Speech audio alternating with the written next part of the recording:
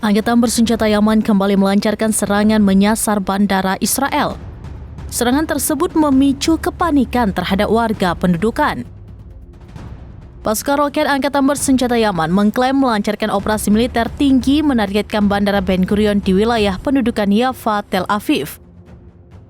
Serangan itu dilakukan menggunakan rudal balistik hipersonik. Kabar ini diungkapkan oleh juru bicara Brigadir Jenderal Yahya Saree pada Minggu 1 Juni 2025. Saree mengkonfirmasi bahwa operasi tersebut berhasil mencapai tujuannya. Rudal yang mereka luncurkan memaksa jutaan pemukim Israel mengungsi ke tempat penampungan dan menghentikan operasi di bandara. Tidak hanya menyasar bandara, militer Yaman juga melakukan 3 operasi militer lain. Ada 3 lokasi vital Israel yang menjadi target serangan seperti wilayah Yafa, Isdud, dan Ar-Rashrash. Saree menegaskan mereka menggunakan 3 drone untuk melakukan serangannya.